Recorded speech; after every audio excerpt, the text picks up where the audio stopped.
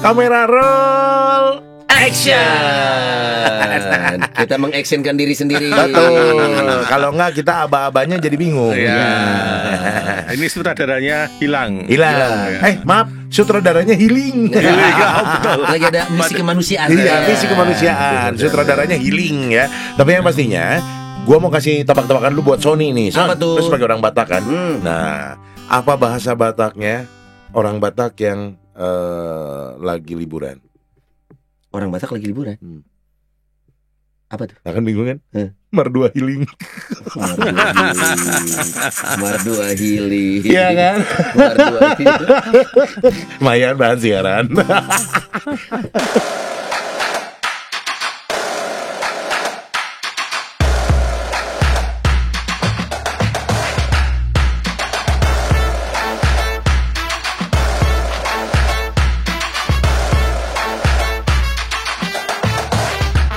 Mudah-mudahan pada ngerti ya. Perbatakan. Yoi. Kau juga pasti pada ngerti lagunya. Tahu lah. Yang ini mah Lagu anak-anak. betul, dan semua juga pasti pernah menyanyikannya, baik buat diri sendiri atau buat Saya anaknya. kira dari Let's film go. ya. Iya, ini soundtrack film The Sound of Music. Sound of Music. Wow.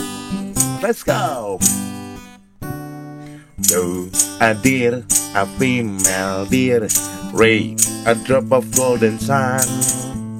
Me, a name I call myself, far a long, long way to run. So a needle pulling train, la a note to follow. So tea, a drink with jam and bread, that will bring us back to dough. Balik lagi. Go, a deer, a female deer, semua. Ray, a drop of golden sun. Re 2. Me, a name I call myself, far a long, long way to run. Fa 4. So, Sorry. I need a pulling thread. La, I know to follow. So, tea, a drink with jam and bread, that will bring us back to dough. That will bring us back to dough. That will bring us back to dough. Iya ya, soundtrack Sound of Music ini ya. Iya, Sound of Sound of Music, Music, ya. dan yang jadi apa Judulnya. namanya? Judulnya adalah Do Re Mi. Ya. Do Re Mi. Walaupun Do Re Mi doang judulnya, Ya. tapi ternyata kalau dihitung-hitung Do Re Mi Fa Sol La Si, ya Do Re Nada. Mi Fa Sol La Si itu tangan nada dan akhirnya kembali ke Do, itu totalnya ada 7 tangan nada plus 1 Naik oktav. naik oktav. Do, re, mi, fa, sol, la, si. Kalau nada dasarnya itu berarti 1 sampai 7. 1 sampai 7. Jadi 7 ini banyak yang bilang kan. Ada yang bilang 7 itu angka Tuhan, tau gak sih ya? Iya dong. 7 gitu. Ada juga yang bilang kalau di Serie A zaman dulu ya, main Serie bola A, nih ya. Magnificent Seven. Magnificent Seven. 7 ini menjadi krusial mungkin Karena apalagi tanggal kalau- lahir saya. Bukan ke sana. Tapi kan saya juga suka tanggal 7, angka 7 Angka karena 7. tanggal lahir kalau Bulan saya. Nggak usah tahu. Padahal kan biar didoain. Ya nggak apa-apa, nanti aja didoain. Hati-hati dengan kata didoain. Kenapa? Ada yang ngomong Sun, seringlah berdoa sebelum kau didoain. Nah, Pilih mau berdoa sendiri apa mau didoain. dan kita bersama Pak Suriwan. Yeay. Aduh, Pak Suriwan masih di Kemuning? Masih Wah, Masih di Kemuning, berada di sana? masih tetap sehari-hari? di sana. Masih di Tetap sana. sana. Jadi buat Bapak Ibu umat yang ingin beribadah, kalau sekitaran mana sih, berarti Bandung Tengah itu ya? itu daerahnya Merdeka. apa? Kelurahan Merdeka. Kelurahan Oh, Merdeka. Merdeka. Merdeka. Enaknya di sana itu banyak makanan. Ya, Jadi keluar misa, Hah? lurus dikit ada Prima Rasa. Ada Ada soto enak deket situ juga. Di depan itu udah banyak orang jualan. banyak. Tambah lagi ibu-ibu WK kan tetap Ibu WK. jualan. Jualan juga. Yang heran adalah di depan itu ada orang jualan apa namanya? Lumpia basah. Oh Lumpia iya. basah. Saya tidak tahu ketika orang bubar misa, baru bubar, Ya. itu lumpia sudah habis. Hah? Belinya kapan? Maka saya ketanya ke orangnya, Mang ini gimana ceritanya? Saya bilang gitu. Ternyata orang masuk gereja itu sudah pesan dulu. Pesan. Jadi pulang gereja Tinggal diambil. ambil. Oke. Jadi ketika gereja bubar, itu orang tinggal ngambil. Mang pesan udah habis.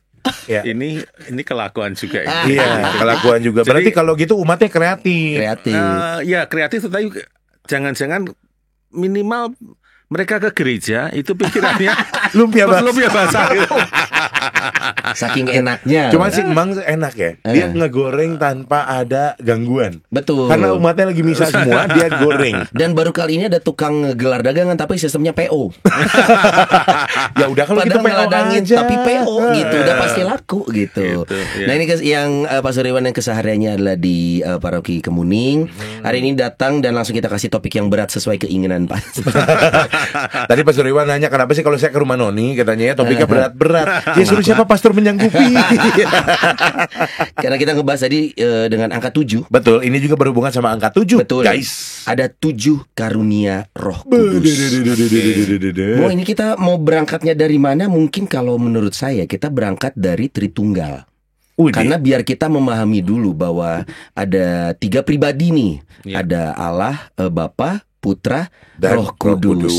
Nah, masing-masing punya apa tuh apa ya kalau Peran. kita peran yang berbeda juga. Ya. Nah, kali ini kita ngebahas ada peran sebagai Roh Kudus, tapi ada 7 karunia. Kenapa 7? Apa aja? Ya. Kita kupas Kenapa tuntas. lagian juga 7-nya dari Roh Kudus, nggak dari Putra? Nggak dari Putra, nggak dari Bapa. gitu. Coba. Pastor Iwan, apa yang spesial tentang sosok Roh Kudus dalam sebuah konsep Tritunggal, Pastor? Pertama harus diakui bahwa Roh Kudus dalam gereja Katolik jarang disebut ya. Iya, bener. Porsinya tuh kayaknya Porsinya lebih jarang sering gitu. Bunda Maria.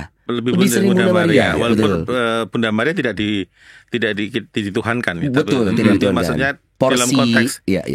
Bapa dan Putra sering sekali disebut. Iya, Tetapi iya untuk juga Roh ya. Kudus jarang ya. Paling dalam berkat atau dalam pembuka misa aja. Gitu. Tetapi mungkin teman-teman kita dari PDKK ya, Persekutuan Doa Karismatik yang Ya. sungguh-sungguh mendalami dan seringkali dengan cara itu ya. Ya, memberikan porsi yang lebih. lebih Iya. kepada Roh Kudus. Padahal sebetulnya Roh Kudus menjadi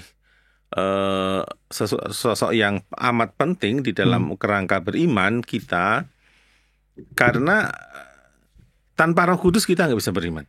Iya, betul. Tanpa Roh Kudus kita nggak bisa beriman. Dan karena Roh Kudus pula yang menghantar kita menuju kepada Bapa, menghantar kita pada keselamatan, gitu ya. Maka kalau sekarang kita bicara pada 7 karunia Roh Kudus, tentu konteksnya adalah kenapa 7 karunia itu dari Roh Kudus, bukan dari Bapa dan Putra. Karena justru 7 karunia ini yang akan menghantar kita menuju pada Bapa. Jadi, apabila dilakukan atau apabila kita punya karunianya, Romo? Karunia kita punya.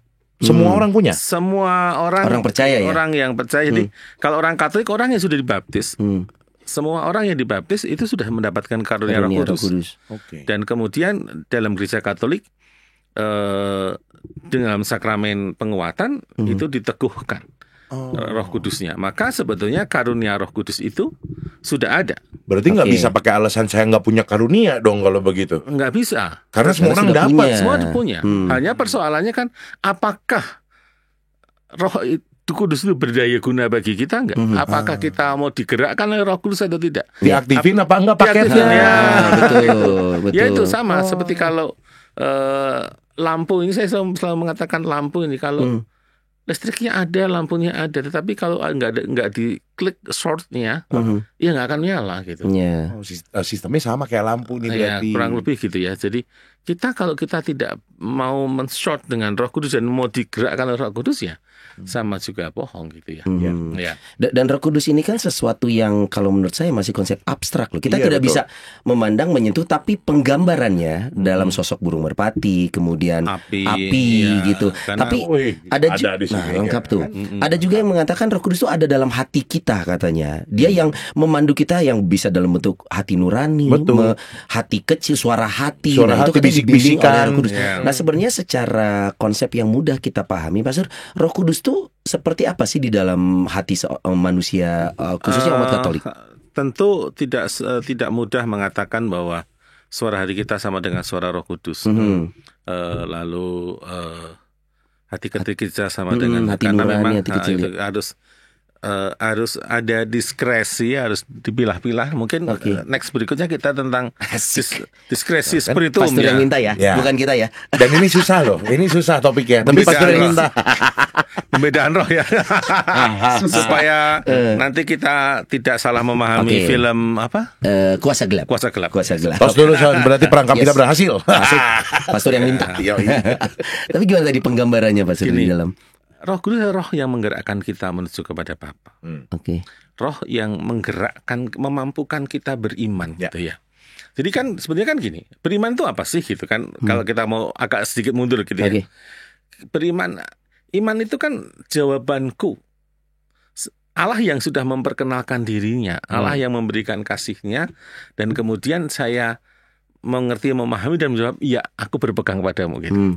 Ketika Allah, inisiatif dari Allah. Allah mengulurkan tangannya dan saya bisa memahami dan kemudian saya memegang tangannya. Nah, gerakan saya untuk bisa memahami, gerakan saya untuk kemudian bisa meyakini dan memegang tangannya di Roh Kudus. Itu Jadi maka tidak mungkin orang beriman. Saya mengatakan orang tidak mungkin beriman tanpa Roh Kudus. Iya, betul. Nah, itu satu. Yang kedua, Yesus mengatakan dosa yang tidak diampuni kalau melawan Roh Kudus atau menghujat Roh Kudus. Karena dia sudah menolak roh yang menggerakkan dia untuk kembali kepada Allah.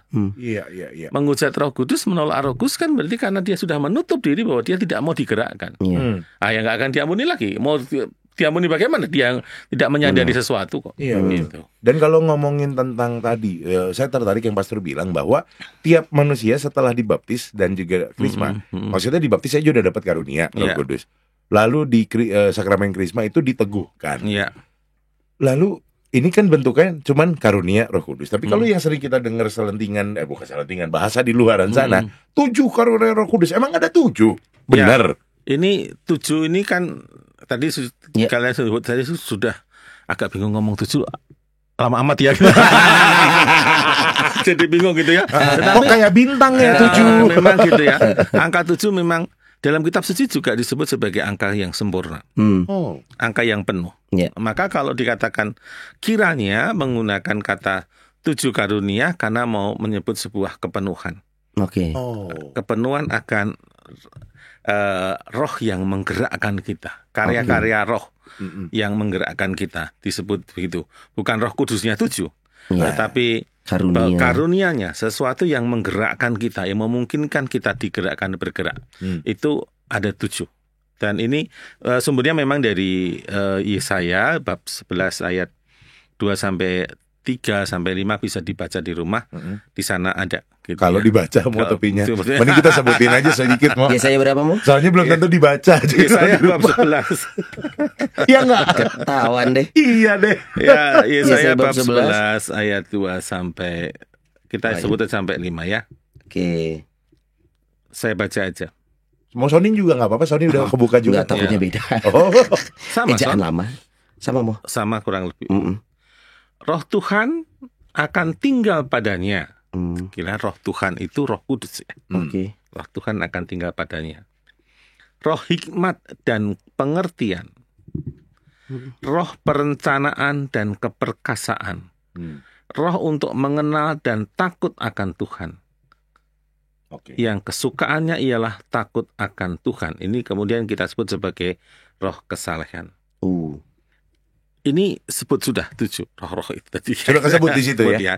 Tapi kemudian yang menarik di bawahnya, ia tidak menghakimi menurut penglihatan mata atau menjatuhkan keputusan menurut pendengaran telinga. Jadi sesuatu dari dalam diri, cara pandangnya berbeda. Don't judge ya berarti. Don't judge. Jadi maka kemudian nanti kita akan lihat bersama bagaimana roh kebijaksanaan itu menghantar kita memandang seperti cara Allah memandang itu kan ya. Jadi ini kayak yang kata-kata biasa tapi dalam nih Mo ya. Ya kayak jadi, ceritaan biasa, cuman dalam ternyata meaningnya ya. Meaningnya gitu ya. Keadilan akan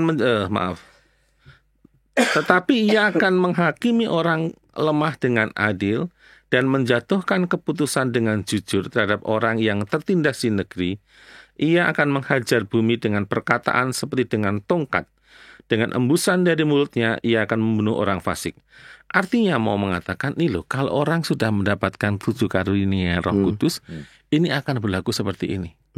Akan beda dari manusia lain. Dari manusia lain. Karena apa? Cara memandangnya bukan dengan kacamata manusiawi kita, gitu, tetapi dengan cara memandang Allah memandang gitu ya. Misalnya contoh kepenuhan gitu, misalnya ya contoh orang manusia yang sungguh-sungguh luar biasa cara memandangnya dengan kacamata Allah itu Bunda Teresa gitu. Mother Teresa. Mother Teresa dari Karena mungkin Calcutta. jalan pikirnya tidak bisa kita selami. Kok maunya dan bisa-bisanya melakukan itu. Gitu, ya. Karena kita sudut pandang manusia pada gitu. umumnya. Dan bagaimana ketika ia ditanya kenapa dia melakukan itu, dan dia bisa mengatakan karena aku bisa memandang wajah Allah dalam diri mereka. Ya. Hebat nih. Nah, itu kan susah gitu ya. Iya, another level itu. Saya tuh kalau lihat orang, maaf ya, orang minta-minta di jalan gitu, ini Tuhan yang minta-minta atau ini orang pemalas yang minta-minta gitu ya. Mau samamu? Iya, saya masih memilah-milah. Kadang-kadang, aduh maaf ini bener. Iya, kadang-kadang saya bilang nggak usah dikasih lah gitu ya. Iya. Itu mah bohongan. Gitu, ya. Tapi ada kalanya memang kita digerakkan. Ya sudahlah, ini kamu nggak usah berpikir banyak gitu. Kadang-kadang uang 2.000-mu juga, misalnya maaf kasarnya kehilangan uang 2.000, kamu nggak akan mencari luar biasa gak uang akan itu. Miskin ya, benar. Nggak gitu. Iya, itu contoh paling mudah sehari-hari ya. Bagaimana kita memberi, kita pun masih memilih. Padahal mungkin secara sekilas orang itu memang membutuhkan, tapi kita masih memilah-milih gitu. Iya, dan saya nggak tahu ya, mungkin teman-teman gimana kalau saya itu kadang-kadang kalau melihat orang itu mau nggak mau juga menghakimi orang loh. Pasti. Ya namanya manusia. Minimal untuk diri sendiri. Minimal untuk diri sendiri. Tidak diungkapkan, tetapi membatin itu ini orang apa sih gitu ya. Ini orang gimana gitu ya. Minimal saya sama kayak pastor. Iya itu dia. Ternyata kita umat biasa aja ya. Iya. Masih oke. Ini pastor juga ternyata manusia. Pastor, berarti kalau kita rekap nih tadi 7 apa aja nih yang pertama? Ya, kita lihat satu-satu ya. Ini saya bawa kepean supaya apa? Kepean. Iya betul. Supaya contekan. Ini yang di Polandia bingung kepean opo. Jangan Polandia genset nggak ngerti. Emang sekarang bahasanya remote ya. Stensil. Kepean, aduh kaget ya. Saya jadi kadang-kadang bahasa anak sekarang saya juga nggak ngerti. Gitu. Ini apa? Contekan gitu ya. Panduan. Ya. Apa aja nih? Supaya tidak salah. Kita satu-satu ya. Pertama adalah karunia takut akan Tuhan. Oke. Nah, rasa takut ini kan ada rasa takut yang baik dan rasa takut yang tidak baik. Kita lihat pertama-tama. Rasa takut yang tidak baik itu ketika saya takut untuk kehilangan physical gitu ya. Saya takut kehilangan kenyamanan saya takut menderita, saya takut cacat fisik dan semacamnya ketika iman kita diserang gitu, maksudnya iman kita diserang. Misalnya, ketika ada dalam situasi yang sulit, saya akan Petrus misalkan. Ya, menolak itu. Ya, sekarang kita juga mengalami banyak orang ya, banyak. Kadang-kadang kita nggak usah ngomong Petrus lah, kadang-kadang kita di rumah makan dengan semua orang tiba-tiba diajak berdoa, apakah kita dengan mudah langsung berdoa dengan cara kita gitu ya. Betul. Kadang-kadang kita malah kadang-kadang kita malah itu. Ya ini sederhana, tetapi dalam hal yang lebih berat kadang-kadang kita akan dihadapkan pada pilihan soal iman atau menderita, kadang-kadang kita lemah juga. Contoh mungkin cinta juga ya, Mo ya. Cinta ya. Dalam artian aduh saya cinta banget sama orang ini cuman beda agama nih. Ya gitu ya, lalu mengorbankan agamanya. Saya beragama, kecengan saya nyembah semen sak gitu misalkan. Maksudnya gitu. Yang rodanya berapa? 5. Ya, jadi yang kadang-kadang gitu itu membuat kita itu jadi itu takut yang jelek. Maksudnya tidak baik lah. Atau bisa bilang takut karena ada ancaman? Tidak juga. Atau ada tekanan bisa juga. Jadi ketakutan ini, orang yang punya ketakutan yang tidak baik ini akan melepaskan imannya ketika ancaman itu datang. Karena dia tidak mau kehilangan kedudukan, kenyamanan, kekuasaan, dan juga kan banyak orang kenapa dulu ada cerita-cerita film ya, orang ke dukun ini, orang cari cari nomor pesugihan gitu, porkas, ya SDSB gitu ya, itu masih gitu. Ya. Dan banyak orang yang karena itu lalu artinya kan dia mengorbankan imannya gitu. Mau kalau takut akan Tuhan karena takut neraka gitu misalkan. Dia takut Tuhan tapi alasannya adalah kalau saya ini yang kedua. Beda. Ya gini. Tapi bukan takut hukuman sebetulnya. Jadi jadi takut yang baik adalah ketika orang mengalami cinta Tuhan. Mengalami kasih Tuhan.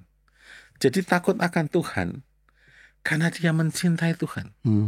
Dia tidak mau kehilangan cinta Tuhan. Dia tidak ingin mengalami kedamaian yang dia terima bersama dengan Tuhan. Maka pada diri orang ini dia tidak takut menderita. Ayub misalkan. Ya misalnya para martir. Gitu para martir. Ya gitu ya, para martir misalnya. Ada orang-orang para martir yang rela dibunuh gitu ya. Karena imannya. Karena apa? Karena dia lebih baik mati daripada kehilangan cinta ini gitu. Atau mungkin tadi balik lagi Mother Teresa, dia tetap mau berjuang dengan yang susah di pinggir jalan. Pada waktu itu dia mendapat tantangan yang luar biasa. Tapi dia tetap memilih di jalan itu. Karena dia mengalami cinta Tuhan di sana. Berarti kalau gitu bukan berarti kita takut karena takut dosa yang tadi sudah bilang, atau takut Tuhan marah lalu rezeki kita diputus gitu. Takut dosa dalam konteks bahwa kesadaran bahwa dosa ini kan yang memisahkan saya dengan Tuhan. Dosa ini adalah membuat saya terpisah dari cinta Tuhan. Jadi kan orang berdosa itu kan kasarnya memunggungi Allah gitu. Maka bertobat itu kan kembali kepada Allah, menghadap kepada Allah kembali, tidak memunggungi Allah. Dan dosa itu sebuah sikap memunggungi Allah. Nah ini yang saya kira yang terjadi. Nah saya kira ketika orang mengalami cinta lalu orang mengalami ini mau dipertahankan. Ya saya kira yang berkeluarga juga kesulitan dalam rumah tangga juga mencoba mempertahankan, mau minta. Kenapa saya minta maaf? Apakah takut ditampar istri saya? Enggak. Saya mau minta maaf. Karena kalau enggak beres-beres. Kalau enggak minta maaf tidur di luar. Itu. Tapi juga karena ini kan jadi rumah saya, kalau saya nggak minta maaf ini nggak nyaman gitu. Dan saya tidak merasakan lagi kehangatan dengan istri dan anak-anak saya. Jadi mengalah itu juga ya bagi demi sesuatu. Jadi ini sama. Jadi bahwa ketika orang mengalami cinta itu maka dia akan mengusahakan untuk mempertahankan cinta itu. Tapi memang tidak mudah ya, maksudnya gini, kalau kita ngomongin tentang mencintai Tuhan itu kan kadang proses gitu yang betul abstrak juga. Kita mencintai sesuatu yang tidak bisa kita lihat, raba, dengar langsung. Tapi menumbuhkan cinta untuk kita manusia untuk mencintai Tuhan kan ya berarti cara-caranya tidak bisa dengan cara biasa seperti kita mencintai pasangan gitu. Karena akan berbeda rasa. Mana nih sosoknya nggak ada gitu. Saya kira persoalan yang muncul seringkali kita ini kurang reflektif gitu ya. Nggak lihat ke dalam, nggak mau melihat lagi. Seolah-olah hidup saya itu dari pagi bekerja, malam sampai tidur sudah. Besok akan kembali lagi yang seperti ini. Sehingga kita seolah-olah hari kita itu sama gitu. Senin ini sama Senin minggu depan atau Senin yang lalu sama. Jadwalnya sama. Bangun jam 5, lalu misalnya jam 5 doa, misa, ini kerja lalu ini curhat mau atau gimana? Contoh gitu ya. Contoh yang diangkat dari kisah nyata kita semua. Maksudnya kita kadang-kadang tetapi lalu seolah sama. Padahal kalau kita merefleksikan hari itu, ternyata kita merefleksikan sebetulnya banyak tawaran Tuhan yang kemudian saya sendiri tidak menanggapi gitu. Berarti mungkin salah satunya luangkanlah waktu untuk bisa cinta, kan harus kenal nih. Supaya kenal ya ngobrol ya doa itu ya. Dan juga kalau doa jangan ngomong terus juga. Denger kali-kali gitu ya. Bener dua arah. Iya dua arah. Sekarang kalau Tuhan mau ini, Tuhan mau ini tuh. Apa sih gitu kan? Lu ngapain cuma ngomong doang gitu kan? Udah ngomong doang ditinggal. Iya, itu kan gila juga gitu ya. Tuhan beresin urusan gua ya. Thank you. Itu kan bukan gitu juga. Berarti tapi gini, kalau misalkan doa, tapi kita ibaratnya tadi Romo bilang jangan minta terus, jangan ngomong terus nih. Lalu doa tapi diem aja gitu geje. Menurut yang umum adalah kok nggak jelas nih doa gimana? Refleksinya itu seperti apa sih biasanya? Jadi misalnya ambil waktu 1/4 jam lah sebelum tidur. Lihat hari ini ada apa sih yang saya alami hari ini. Dan setiap hari di dalam mengalami ini, saya dihadapkan pada banyak pilihan loh sebetulnya. Iya, betul. Dan saya membuat keputusan-keputusan. Betul. Nah, ketika saya mau merenungkan, misalnya hari ini saya itu marah gitu ya, contoh gitu, marah dengan istri saya yang paling dekat, orang yang paling dekat. Kemudian ketika malam ini saya lihat lagi, sebelum marah sebetulnya apa sih gitu. Iya. Lalu ada banyak tawaran kan. Iya benar. Kadang-kadang Tidak marah. kita udahlah, diem aja, udahlah, nggak usah dipersoalkan, dan nggak besar-besar amat gitu. Iya. Yang satu lagi pilihannya lawan. Yang lain tuh, loh kalau nggak gitu kan saya direndahkan loh sebagai laki-laki. Nah, pride laki-laki, dan kadang-kadang keputusan apa yang saya ambil. Lalu kita tahu kalau saya keputusan saya melakukan ini A, yang kemudian saya marah-marah, ternyata sepanjang hari hidup saya rusak loh. Iya. Kita udah lihat konsekuensinya gitu ya, kalau rusak loh. Jadi sebetulnya Tuhan itu sudah mengingatkan saya loh tadi. Udah. Nggak peka kita ya. Roh Kudus udah diam dulu, udah. Kamu mengampuni juga nggak menjadi masalah kok gitu. Nah ini lalu suatu ketika kita juga mengalami bahwa sebenarnya istilah ribut dan kita udah mendengarkan ya udah. Oke, sorry ya sudah, besok enggak. Dan ya nggak ada apa-apa. Betul. Dan selama panjang hari juga menjadi damai, adem ayam gitu. Nah, dari pengalaman-pengalaman sederhana itu kan kadang-kadang membuat saya juga diingatkan. Kadang-kadang kalau nyetir gitu ya, mau nerobos lampu merah atau enggak? Benar. Tiba-tiba saya mau nerobos, tiba udah direm gitu. Begitu ngerem, weng gitu. Saya bilang, aduh ya, seandainya tadi saya nerobos. Jadi apa saya gitu. Iya benar. Ayam geprek. Itu kan kadang-kadang gitu. Betul. Betapa ya Tuhan masih menolong saya. Itu kan versi kalau positif, Mo. Kalau negatif juga ada. Iya. Lampu merah tiba-tiba ngerem, terus orang lain masih nerobos. Wah, tau gitu gue ikut nerobos. Kadang-kadang gitu kan. Ada gitu kadang-kadang kita kan lalu.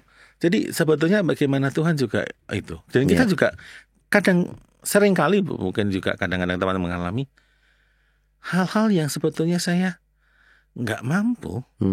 Ternyata saya bisa melewati hari itu dengan damai. Iya. Tergantung juga apa yang diambil pilihan. Karena nggak nyangka ternyata saya yang gini kok bisa. Malam saya itu saya nggak bisa tidur. Ini besok gimana ya? Ini besok gimana? Kok gini gitu. Kok besok damai-damai aja ya? Ayem aja ya. Dan semua seolah tersedia. Tiba-tiba ada orang yang begini, tiba-tiba ada orang yang begini. Terus tiba-tiba saya sadar, iya ya, Tuhan itu mengirim malaikat yang luar biasa ya. Apapun wujudnya, apapun bentuknya siapapun itu. Mau tukang lumpia basah kayak Pasur ada sisa satu. Ya gitu. Kadang-kadang jadi di pengalaman itu kan saya menyadari bahwa Tuhan itu sebetulnya hadir. Dan maka kalau kita tidak punya pengalaman itu, maka juga pengalaman cinta Tuhan kita pada Tuhan juga akan menjadi lemah. Makanya refleksi ini menjadi hal yang penting. Dan paling bisa kita lakukan karena tidak butuh effort. Yang luar biasa. Malam aja menjelang tidur luangkan 15 menit ya. Kita main game, pulang kantor main game bisa setengah jam 1 jam. Main burung ya. Itu seperempat jam loh ini gitu kan. Apalagi kalau bisa pasangan, itu akan lebih baik lagi kalau suami istri berefleksi bareng-bareng misalkan. Iya, itu kan ada family refleksi sebelah. Bukan, itu mampir. Zen. Enggak, saya ada keluarga yang setiap akhir pekan itu kumpul gitu, makan bareng gitu, lalu ada sesi ngaku dosa. Keren. Hebat. Minta maaf dan ngaku dosa gitu. Ngaku dosa dulu. Ngaku dosanya tapi bukan sama Tuhan, sama keluarga nih. Keluarga dulu. Okay. Oh, ini keren ini. Misalnya anaknya, Mas saya mau ngaku dosa. Ini saya bolos. Kemarin itu sebetulnya saya bohong sama Mahda gitu. Jadi sebetulnya saya bilang uang untuk ini sebetulnya uang untuk jajan dan gini-gini. Wow. Gitu. Hebat. Lalu nanti papanya juga bisa minta maaf ngaku dosa bahwa dan papa marah. Gitu. Kemarin saya itu ngecek HP-mu gitu. Karena papa curiga kok kamu main HP terus gitu. Ada apa? Gitu. Beranikah kita Son? Belum tentu. Ini hebat sekali nih keluarga. Artinya ini luar biasa gitu. Iya. Artinya bagaimana mereka dari cinta itu menjadi luar biasa gitu. Dan itu Ini salah satu bentuk atau hasil buah dari Ya, satu itu roh, karunia roh. itu. Roh Kudus. Bagaimana mereka mengalami cinta Tuhan gitu. Tuhan tidak menjadi abstrak bagi keluarga ini. Betul. Tuhan itu nyata gitu. Anak-anak mengalami cinta Tuhan lewat orang tuanya, orang tua, suami mengalami cinta lewat istrinya dan anak-anak. Itu luar biasa. Dan memang proses butuh dibangun, tidak mudah pastinya. Itu nggak mudah, ya. tapi kalau mulailah, yang penting. Ya, tapi kan ini juga nggak mudah bagi orang tua loh. Betul. Ketika anaknya ngomong bohong itu, Iya, aduh gondok. gitu ya, gitu. Misalnya. Tapi udah ada kesepakatan bersama bahwa apapun yang terjadi, stay in the room kan. Gitu, misalnya. Boleh gitu. dicoba nih Bapak Ibu umat kalau memang untuk jadi refleksi bersama satu tapi keluarga. maka kalau misalnya dibiasakan mulai dari ketika belum punya anak akan lebih luar biasa gitu ya. Ketika suami istri sudah biasa masih terbuka dan apapun, misalnya ada anak sedang ngomong, Mah, saya batuk itu bukan karena cuaca, Mah. Karena kemarin saya sebetulnya jajan es di pinggir jalan. Iya. Oke. Ini kan mama juga yang jengkel ya. Anaknya flu. Es terus. Bawa ke dokter. Kekhawatiran. Betul. Sumbernya karena ini kan contoh kasusnya anak kelas 3 SD. Yang SMA beda lagi nih kasus. Beda lagi. Ya, gitu ya.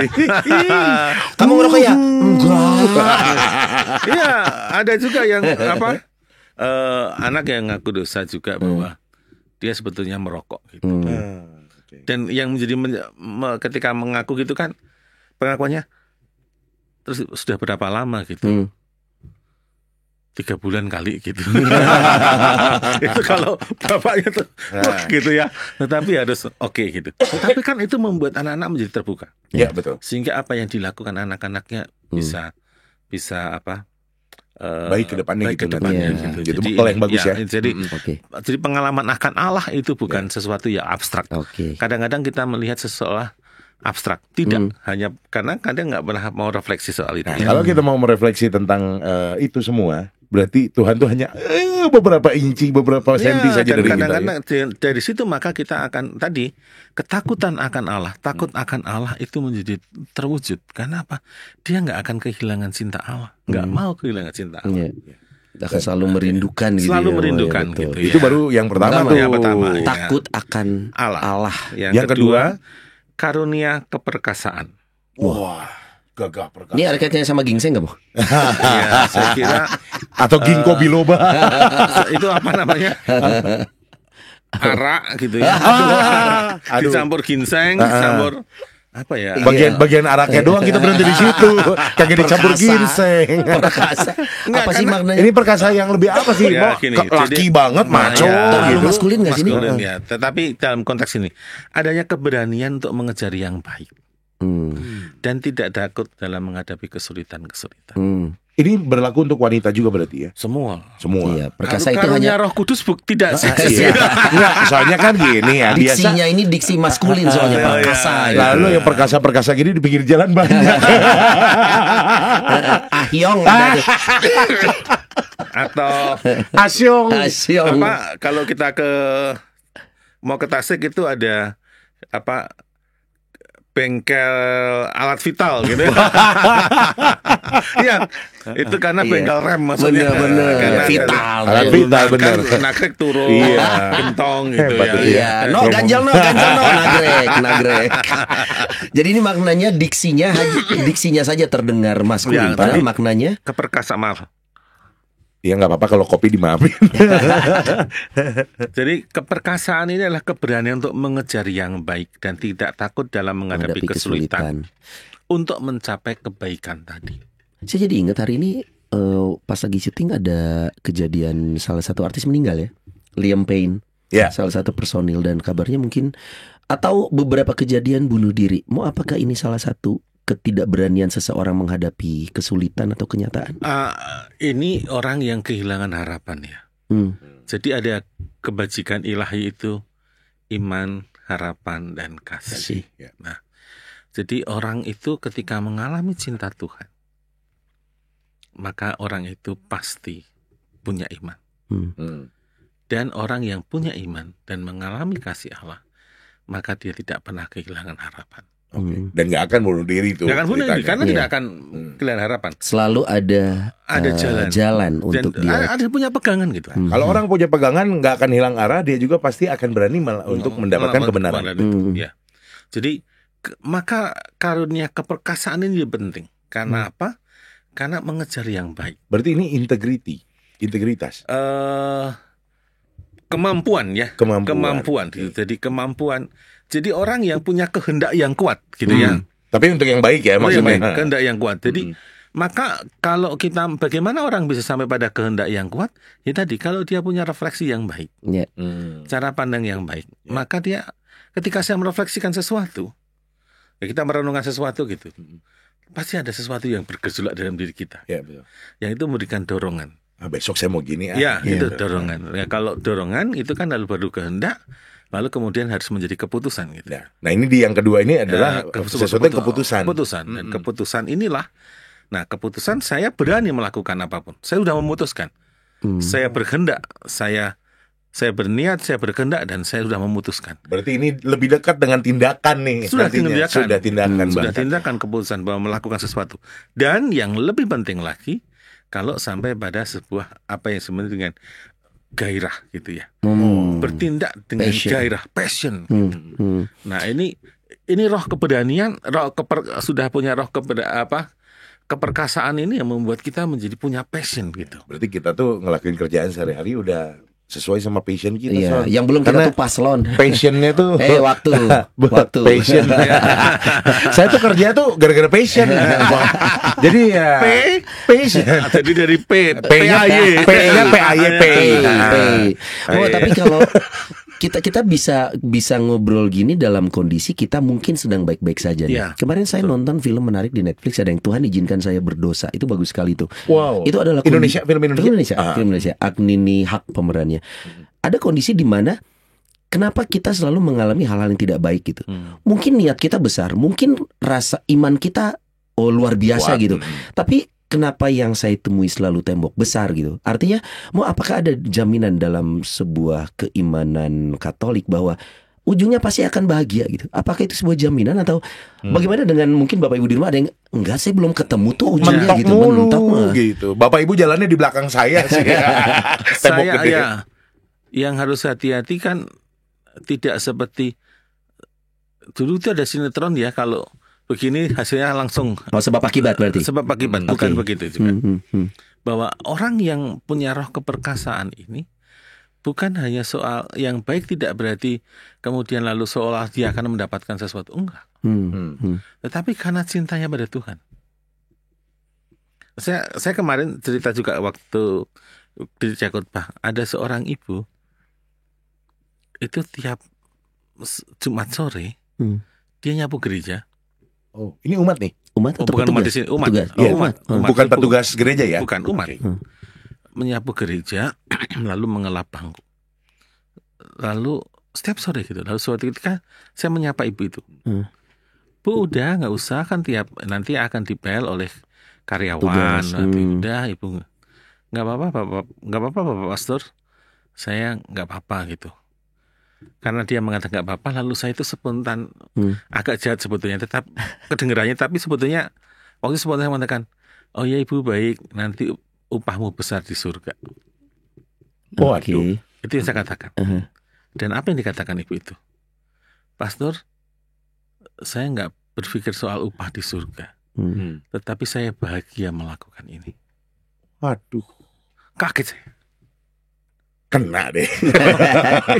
Ini orang sederhana loh. Bahkan tidak memikirkan ibu orang ujungnya. yang sederhana, bukan orang yang luar biasa. Maksudnya ahli teologi yang ngomong apa enggak, tapi dia apa yang dia rasakan, apa yang dia alami, dia lakukan untuk itu. Dia bahagia dari jalanin tuh. Karena dia merasa bahwa dengan demikian saya bahagia bersama, saya melakukan untuk Tuhan. Mungkin di momen itu mungkin ya Sonia. Si ibu ini mungkin ngerasa dekat banget sama Tuhan pada saat melakukan itu loh. Justru karena dia merasa bahwa saya melakukan untuk Tuhan. Jadi saya melakukan untuk Tuhan karena apa? Karena saya dicintai Tuhan. Saya mengalami kasih Tuhan, maka saya mencintai Tuhan. Saya melakukan ini karena saya mencintai Tuhan. Soal upahmu besar di surga, kemudian itu nggak dipikirkan oleh dia gitu. Nah, sama pertanyaannya itu. Jadi tidak ada jaminan bahwa orang yang beriman itu pasti senang dengan secara manusiawi. Betul. Kaya raya misalkan belum tentu juga. Tetapi jaminannya bahwa orang itu bahagia. Orang yang menderita tidak berarti nggak bahagia juga loh.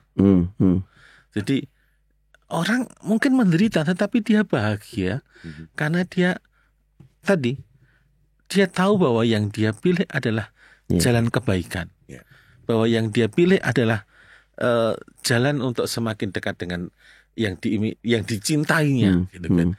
Mungkin lebih enak didengar yang dicintainya, bukan hanya yang diimaninya, tapi dia semakin dekat dengan yang dicintainya. Dan keimanan itu kan bicara tentang konsistensi, artinya seberapa ujian datang yang itu tadi kita menyangkal atau kita hadapin terus sebenarnya. Jadi roh keperkasaan itu ya orang-orang yang dengan teguh gitu ya, berbagai macam kesulitan ditanggungnya gitu.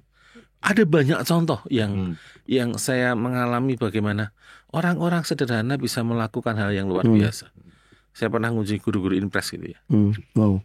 Ibu ini sendirian sebagai orang Katolik di sebuah kampung itu. Awalnya ditolak. Ditolak. Jadi dia ngajar untuk dia bisa, misalnya ada orang kawinan gitu ya, dia mau itu ditolak, nggak boleh gitu. Orang kampung pada bantu dia ditolak.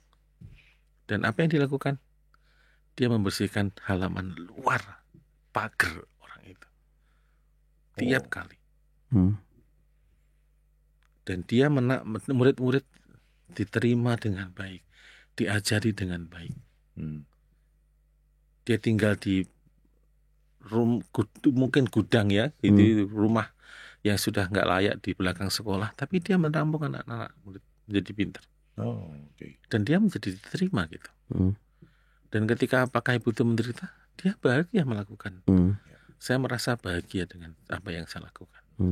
Nah, orang kalau dari kacamata kita, orang itu menderita banget gitu. Iya benar-benar. Kasihan banget gitu. Tapi ternyata dari tingkah lakunya, dari perbuatan-perbuatan dia bagus. Dia bahagia. Jadi artinya kalau kita ngomong soal jaminan, nggak ada jaminan bahwa tiba-tiba, kalau saya menderita nanti jadi kaya. Lalu ini bukan ajang bargaining sama Tuhan ya. Bukan kayak sinetron yang tiba-tiba begitu ya. Jadi bagaimana Roh Kudus juga memberikan kekuatan sehingga kita dapat memberikan keberanian untuk terus melakukan karya baik. Untuk terus melakukan karya baik juga nggak mudah. Iya, betul. Banyak tantangan ya. Banyak tantangan. Dan juga orang berani bangkit gitu ya. Roh keperkasaan itu juga soal keberanian untuk keberanian untuk bangkit loh. Bukan hanya untuk baik-baik saja. Jangan terpenjara dalam keterpurukan. Kondisinya bukan saat kita selalu di atas ya. Bahkan saat kita di titik terbawah pun disinilah karunia keperkasaan itu. Bahwa seperti halnya saya juga gitu, gantang burung kalah, bangkit, main lagi. Jual burung yang lama, beli burung yang baru. Kamu gak guna. Oke, itu yang kedua, karunia keperkasaan. Yang ketiga karunia kesalehan. Pisang saleh? Bukan saleh. Pisang saleh kayaknya. Enak kayaknya yang keju Aduh, Mang Saleh yang jualan. Kolumbia basah itu. Ini kesalehan ini tentang apa nih, Romo? Jadi orang-orang yang adalah karena membentuk hubungan kita dengan Allah. Seperti seorang anak kepada bapaknya, pengalaman sebuah intimasi dengan Allah. Pengakuan dosa kayak tadi itu sama keluarga, tapi ini sama Allah. Jadi bagaimana orang mengalami cinta Allah dan intimasi gitu. Dan orang yang mengalami kedekatan dengan Allah yang semacam ini juga punya kasih kepada sesamanya dengan luar biasa. Jadi kalau tidak cukup bahwa ada orang yang merasa dirinya sungguh-sungguh dekat dengan Allah gitu. Kalau orang sungguh-sungguh dekat dengan Allah, pasti juga dekat dengan sesama. Ini pertanyaan nih, Saleh sama Soleh, adik kakak apa sama nih? Ipar jauh, kembar nih. Atau mungkin anak pertama Soleh, anak kedua Saleh gitu ya. Anak ketiganya Sili, yang keempat Asih, karena cewek. Karena ini memang kalau dengar kata saleh ini kan abstrak juga nih Mo ya. Saleh ini kalau mungkin di Indonesia kita dengar soleh, soleh itu kan berarti ya bahasa Arab ya soleh ya. Betul, bahasa Arabnya kan soleh nih. Ya. Ini kan sebuah konsep intimasi ketuhanan yang tadi Romo sampaikan. Artinya orang yang punya hati yang penuh cinta gitu ya. Karena apa? Karena bersama dengan Allah dia mengalami kasih yang luar biasa. Ya. Saleh, soleh, ya udah oke. Nanti kalau ada yang anaknya kembar, bapak ibu barangkali ada yang sedang mengandung ya, boleh kalau dua-duanya pria dikasih namanya Soleh dan Saleh. Kalau jatuh jadi salah. Oh iya, itu pemain Liverpool. Mohon maaf, ini kayaknya bedanya tipis ya, Mo. Dalam artian begitu orang saleh, nggak bener, salah. Ya. Bener. Atau orang yang sok saleh itu ya. Iya. Oh mohon maaf, emang ada orang sok saleh? Saya kok nggak pernah ketemu ya. Saya mengatakan kalau orang ini sungguh-sungguh mengalami intimasi dengan Allah, maka dia juga punya intimasi dengan sesamanya. Ada orang loh yang merasa dirinya dekat dengan Allah, tetapi tiap hari ke gereja dan berkegiatan gereja luar biasa, tapi di rumah menjadi monster bagi istri dan anak-anaknya atau berarti cowok tetangganya. Enggak kan ini saya ngomong bapak-bapak. Berarti bisa jadi saleh ini tantangan terbesarnya datang dari diri sendiri yang utama ya dibandingkan dari luar nih. Jadi sebetulnya Roh Kudus ini kan mendorong kita untuk melakukan itu. Jadi maka pertanyaannya tadi sekali, apakah saya memang mau terbuka untuk didorong gitu kan? Maka ada orang yang mengatakan 7 karunia Roh Kudus itu yang menghantar kita kepada Allah itu seperti ketika kita berlayar perahu gitu kan. Layar ini berkembang gitu ya. Ya, ini kan mendorong kita ke sana gitu. Kita melawan, jangan-jangan melawan angin atau tidak gitu. Kalau kita mengikuti dorongan angin ya kita akan didorong. Atau mungkin layarnya ketilep sebelah barangkali jadi lambat jalannya kan. Gitu ya. Jadi kita itu mendorong kita, maka itu yang tadi ketiga. Kesalehan. Yang keempat mau karunia nasihat. Karunia nasihat.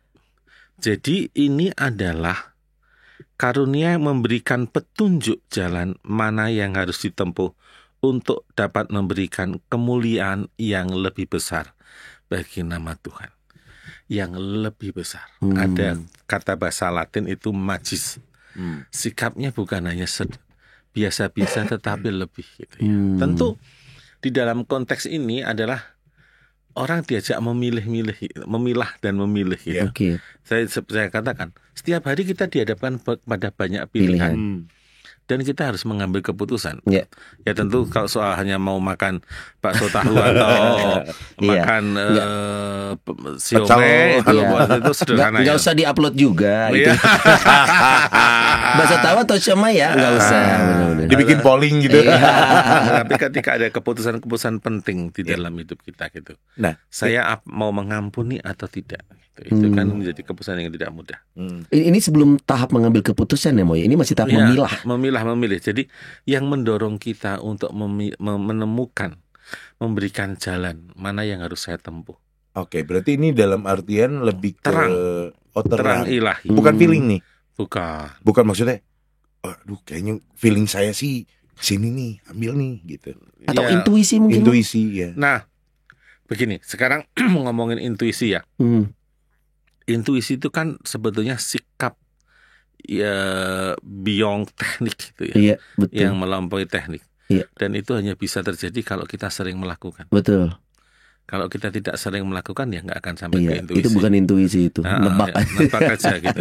Jadi kalau kita sudah sering refleksi dan berani juga mengambil keputusan dan juga berani mengakui juga ya, saya jujur gitu, wah ini keputusan saya salah, keputusan saya benar, dan saya ini begini, lalu kemudian intuisinya berjalan gitu. Ketika karena saya menjadi sadar, aware dengan diri saya sendiri. Saya punya kelemahan kalau berhadapan dengan situasi yang kayak begini. Kalau saya berhadapan dengan situasi ini, ya udah, jangan mengambil keputusan yang ini, ambil yang ini, yang membuat saya lebih aman gitu. Dan saya kira kalau kita mau masuk soal intuisi tadi ya. Tapi kalau begitu, apakah semua proses pemilihan kita nih, sesuatu yang mungkin di kita akan gak enak, tapi hasilnya lebih baik, akan lebih punya makna untuk semuanya. Gitu. Lantas sifat hati yang harus kita punya gimana? Ini kan ini nggak enak sih sebenarnya, tapi kadang manusiawi kita kan. Tadi saya katakan bahwa ini yang lebih di dalam walaupun itu untuk kemuliaan Allah. Walaupun gitu. untuk kita mungkin tidak mengenakan, tapi demi kemuliaan Allah gitu kan. Jadi berarti kalau gitu ada contoh saya mengalami dengan keluarga ya, sudah sungguh-sungguh kalau mereka pikir udahlah bubar aja lah, sudah cukup gitu. Kalau bubar itu lebih baik bagi saya, baik bagi pasangan saya, baik bagi anak-anak. Tapi kan belum tentu baik buat Allah. Belum baik untuk Allah. Lalu keluarga itu mencoba terus gitu, terus lalu apa yang dikatakan? Oke, yuk. Awalnya yang dikatakan adalah yuk. Jangan ngomong bahwa kamu istri saya, jangan ngomong bahwa kamu suami saya. Kita berteman dulu, berdamai dulu, berteman aja. Kamu menghormati saya menghormati kamu. Dengan sikap ini anak-anak lebih bahagia, tidak menjadi korban. Iya. Dan ini bukan pilihan yang enak loh. Iya. Berbesar hati dua-duanya. Berbesar hati. Tinggal serumah yang dengan seseorang yang sudah tidak disukai. Batasnya cuma kenal doang. Iya, gitu ya. Itu kan juga menjadi Iya. rumit gitu ya. Maka kan ada orang mengatakan mencintai orang yang mau kunikahi. Oh, itu luar biasa. Berkobar-kobar. Tetapi mencintai orang yang sudah kunikahi sekian puluh tahun, itu berbeda cerita gitu. Wah, ini kisah sejenis mungkin Mo. Kalau itu adalah hubungan suami istri misalkan yang mungkin gak enak untuk dijalani, tapi untuk kemuliaan Tuhan pada akhirnya, karena perceraian tidak boleh dalam konteks gereja Katolik. Ada juga kalau konteksnya memiliki orang tua yang abusive gitu misalkan. Seberapa ini limit kita untuk bisa mentolerir hal-hal yang sebenarnya buat kita nggak enak, tapi Tuhan masa sih saya harus menerima sesakit ini, orang tua saya gini penjudi misalkan. Pemabuk. Limitnya di mana sih Mo? Pemabuk. Pemabuk. Agak sulit ya limit kalau kita ngomongin limit gitu, karena sebetulnya berhubungan dengan Tuhan kadang-kadang unlimited. Kita kadang-kadang entah apa lalu kita dibawa ke lompatan ya kualitatif gitu ya. Saya lupa ada film apa ya, Ari Anggara. Bukan film Ali Topan anak jalanan. Film luar negeri itu anak kecil gitu ya. Tentang apa tuh Mo? Anak kecil ini bapaknya meninggalkan ibunya dan gitu dan semuanya. Tapi bagaimana dia berjuang untuk kemudian bisa mengampuni bapaknya, bisa menerima bapaknya kembali gitu. Ini juga sebuah perjuangan gitu. Jadi memang untuk berdamai dengan sesuatu yang menyakitkan tidak mudah gitu. Betul. Gitu. Dan ini tadi perjuangan orang tadi, roh karunia nasihat itu sebetulnya memberitahu bahwa jalan terbaik adalah berdamai. Tapi jangan lupa bahwa ada roh keberanian tadi ya, keperkasaan, ada kesalehan. Itu kan bukan berarti orang yang dapat satu kan, orang dapat tujuh-tujuhnya. Kalau kita membahas ABCD kan dalam konteks kita mau menjelaskan, tetapi itu semua ada dalam diri kita yang memungkinkan sebetulnya untuk itu. Tinggal kita ngolahnya gimana. Karena kadang-kadang kita juga nggak mau gitu kan. Sederhana aja kadang-kadang. Ini bulan Rosario gitu ya. Pagi-pagi tadi malam nonton sepak bola jam 11 malam. Ya kan. Udah gitu jengkel gitu ya. Udah jengkel selesai jam segitu. Harus Rosario. Enggak bisa tidur kan? Enggak bisa tidur kan karena jengkel kan? Yang Indonesia lawan Bahrain itu. Jengkel itu kan enggak bisa tidur gitu ya. Paginya harus misa gitu kan. Habis itu maksud saya kapan Rosarionya gitu kan. Udah tidur dulu lah nanti Rosario. Nanti sibuk ini malam mau Rosario, aduh gitu ya itu kan. Udah syarian capek. Ya gitu itu kan soal pilihan-pilihan gitu ya. Tapi kemudian ketika orang berani ya udahlah Rosario lah 10 kadang-kadang antara sadar nggak sadar gitu ya. Tetapi apa yang bahwa ini loh ada sesuatu yang memang harus saya lakukan. Ada sesuatu yang lebih yang memberi makna pada saya gitu. Ini yang tidak semudah yang gitu-gitu ya. Ini kalau contohnya tadi kondisi rumah tangga, mungkin yang tidak semua orang seberuntung yang berbaik saja. Ya itu kita punya karunia kesalehan tadi, kita selalu punya pilihan untuk mengambil, memilah mana apa yang harus kita lakukan ya. Lalu juga kita juga punya karunia nasihat dalam artian kita bisa melakukan yang lebih untuk kebaikan Tuhan, gitu kan? Bukan kebaikan kita ya. Iya, saya atau mungkin contohnya tidak pas, tapi menurut saya ini bagus ya. Banyak keluarga yang pernikahan campur gitu ya. Suku bangsa atau agama. Agama. Oke. Sabar ya, Son. Wah. Iya sih. Iya sih. Itu juga menjadi tidak mudah loh. Iya. Saya punya teman yang satunya Katolik, satunya Protestan gitu ya. Saya juga punya teman yang gitu. Nah, itu saya. Oh, sorry. Saya enggak apa-apa. Tapi enggak apa-apa, Mo. Enggak apa-apa. Enggak, maksud saya mau mengatakan, teman ini apa yang dilakukan? Nanti pagi dia bisa di gereja, istrinya ikut.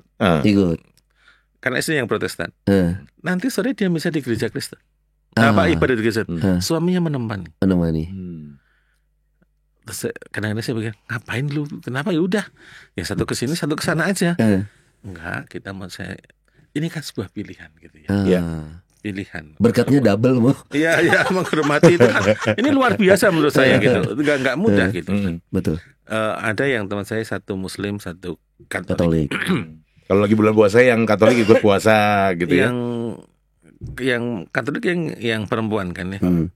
Ya pas puasa dia akan menyiapkan untuk itu. Ya, itu pilihan itu tadi, Mo. Pilihan tadi. Dan setiap sore istrinya yang mengingatkan suaminya, yuk buka, mengingatkan sholat. Dan ketika anaknya Katolik lalu anaknya nonton TV, matiin dulu papa biar sholat dulu. Nah ini kan sebuah pilihan yang kadang-kadang itu baru soal yang sederhana soal makan. Betul.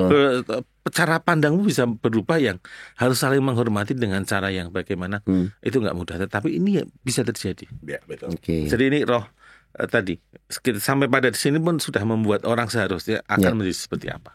Itu yang keempat tadi kita keempat. Nah ini waktu terbatas nih. Betul. Masih ada 3 yang belum kita bahas. Kita sekarang, sebutin dulu nih. Sebutin dulu aja. Sebutin aja dulu. Nanti PR minggu depan supaya teman-teman part 2. Masih ada roh karunia pengenalan akan Allah, lalu roh pengertian, dan yang paling tinggi dari semuanya itu karunia roh kebijaksanaan. Waduh, yang paling tinggi malah. Paling tinggi, ya. Saya pikir takut akan Tuhan. Bukan, kebijaksanaan. Wow. Apakah berarti ini ada strata dalam 7? Tentu tidak strata dalam 7, tapi kalau kita mau ngomongin, kalau mau digumpalkan itu lalu yang paling tinggi ada pada roh kebijaksanaan. Atau mungkin secara garis besar 1-6 menuntun ke kebijaksanaan gitu. Karena karunia kebijaksanaan memungkinkan manusia untuk mengalami pengetahuan akan Tuhan. Segala sesuatu yang berhubungan dengan Tuhan. Waduh. Jadi nanti orang yang sudah bijaksana itu bisa finding God in everything. Udah mah kita diciptakan sesuai gambar dan citranya, berarti kita seperti Tuhan. Tadi seperti contoh Bunda Teresa tadi, bisa melihat Allah di dalam ciptaan Allah. Gitu, itu tidak mudah. Sementara saya ngelihat orang yang ngebersihin pakai kemoceng, deg. Lo kok nggak pergi-pergi? Deg. Kadang-kadang udah apalagi hujan ini ya, disiram tambah gurih. Gitu ya. Sama berarti. Bagaimana orang bisa melihat Allah di dalam segala hal, menemukan Allah, dan itu kan artinya sepanjang hari hidupnya itu penuh dengan Allah gitu. Sepanjang hari hidupnya itu mengalami kasih Allah, itu yang roh kebijaksanaan. Secara cepat pengenalan akan karunia pengenalan untuk melihat ciptaan dengan kaitan yang sang pencipta tadi. Pengenalan akan Allah, melihat sesuatu yang dari Allah. Ini kreativitas Allah yang luar biasa. Di alamnya indah sekali, Tuhan pasti sedang tersenyum ketika bikin gunung ini. Itu kalau hal baik. Kalau hal buruk kita juga harus punya kemampuan itu dong, Mo. Karena yang Tuhan kasih kan canda, tawa, sukacita, duka cita. Kadang-kadang kita bagaimana melihat orang di dalam kesedihan, kita bisa melihat Tuhan juga masih baik sama dia. Kehilangan seseorang aja itu yang kita sering kali ketutup oleh hal-hal yang bikin kita sedihnya gitu. Iya, itu kadang sedih gitu. Kan pertanyaannya, apa sih kehendak Tuhan bagi saya? Gitu. Orang bisa sampai kemudian, oh ya ini yang terbaik untuk papa saya. Itu sih yang masih nyokap gue alamin. Maksudnya ini sharing memang kehilangan seseorang yang sekian lama bersama dan bukan hak kita untuk mengatakan ya udah nggak bisa nggak bisa. Temen ini nih harus didampingin kalau kan saya kangen sama suami saya gitu ya nggak salah memang kangen gitu mau apa gitu tapi maksud saya kadang-kadang orang mengatakan ya nanti akan menemukan jalannya gitu. Kehendak Tuhan itu tadi yang harus kita lihat. Dan kita akhirnya kapan ya masing-masing akan menemukan caranya masing-masing. Yang ke-6 tadi. Yang ke-6 karunia pengertian. Memungkinkan seseorang untuk mengerti kedalaman misteri iman. Aduh, ini berat lagi. Karunia pengertian adalah semua sinar yang menerangi akal budi kita sehingga kita dapat mengerti apa yang sebenarnya diajarkan oleh Kristus dan misteri iman yang kita percayai. Jadi pengertian ini menjadi semakin berat gitu ya. Berat. Nanti kita ulang dengan pembedaan roh ya. Kita ulang karena itu akan berhubungan kuat. Iya. Jadi memang untuk mengerti apa sih karunia iman gitu ya. Kadang-kadang maaf seringkali saya mengatakan kita ini beriman sejauh dalam pikiran loh. Tidak sampai di dalam pengalaman rasa. Ini yang roh pengertian membuat kita membawa bahwa iman itu bukan hanya soal pikiran, tapi sampai pengalaman rasa gitu. Dan kalau ngomongin misteri kan ya sesuatu yang tidak bisa kita pahami gitu. Jalanin aja iman kita jalanin gitu. Ujungnya apa ya? Misterinya di sana ya. Dan pemahaman orang kan tidak pengetahuan. Saya ada orang sepuh ya sudah umur 70 dibaptis. Pertanyaan saya, ini nenek saya. Nenek saya buta huruf, orang desa buta huruf gitu ya. Habis dibaptis saya tanya, Mbah, sekarang bedanya dengan dibaptis apa? Sebelum dibaptis. Simbah saya itu menjawab sebenarnya, sekarang saya itu tahu nanti saya ikut siapa dan kalau mati itu kemana. Hanya itu jawabannya. Sesederhana itu. Sederhana, tapi itu sebuah teologi yang amat dalam kalau mau dalam. Benar. Jadi akhirnya dia menemukan jalannya. Dia menemukan sesuatu yang luar biasa. Saya mungkin saya belum sampai ungkapan yang begitu. Seperti penjahat di sebelah kanan Yesus. Last minute percaya masuk Firdaus. Betul. Iya, gitu. Maka ini yang menurut saya luar biasa. Jadi pengertian ini bisa dianugerahkan pada bukan soal kepandian, tapi soal rasa yang dialami, rasa iman. Orang mungkin bisa buta huruf, tapi kalau rasa nggak bisa dibohongin ya. Makanya saya kaget gitu. Aku belajar teologi nggak sampai ke situ. Lah ini wong desa ya. Ini orang desa, orang bodoh. Yang mengajari juga katekis desa loh. Katekis desa bukan orang kota. Tapi jawabannya, saya tahu setelah ini saya kemana dan sama siapa. Dan Simba saya mengatakan, kalau Simba mau dipanggil siapapun Simba siap karena udah ready dia. Iya. Lalu sudah sepenuhnya sudah tahu. Karena sudah tahu akan kemana dan bertemu dengan siapa. Dan iman itu akhirnya digerakkan oleh Roh Kudus itu tadi. Dan nanti Roh Kudusnya akan kita pilah-pilah. Romo jadi Iwan udah janji. Maksudnya kita untuk bisa mengenal ini Roh Kudus gitu ya. Betul. Yang tadi kan kita dihadapkan pada pilihan-pilihan. Betul. Dan sekaligus ini masih ada PR ya. Tadi beberapa baru kita bahas sekilas doang belum dalam. Dan satu lagi nih mungkin pertanyaan nanggungnya Sonia. Pertanyaan nanggung yang nanti biar kita bahas di part 2 nih Romo Iwan ya. Emang kalau Roh Kudus ini kan udah dapat nih selama kita dibaptis dan juga sudah diteguhkan dalam krisma. Lalu perlu pencurahan lagi? Minggu depan ya. Iya, nanti part berikutnya. Karena kita sudah sering mendengar ya pencurahan Roh Kudus gitu ya. Apakah kalau sudah tercurah kita jadi bisa bicara bahasa Roh Kudus misalkan? Kita juga nggak tahu nih. Mungkin nanti kita singgung soal bahasa Roh apa itu ya. Bahasa Roh. Oke, nanti kita bahas ya di part 2 sama Romo Iwan. Anyway, thank you banget sudah nonton Rumah Noni hari ini. Romo Iwan, thank you banget sudah hadir. Tapi PR-nya nggak hilang. PR nggak hilang, tetap yang susah-susah. Salam buat tukang lumpia ya. Nanti nanti kapan-kapan bawa ke sini tukang lumpia. Kayak kita kadang-kadang mungkin suka ngambil makan lumpia basah gitu. Ya, boleh. Terima kasih sudah menyaksikan Rumah Nani hari ini dan ketemu lagi di episode berikutnya. Bye bye. Bye.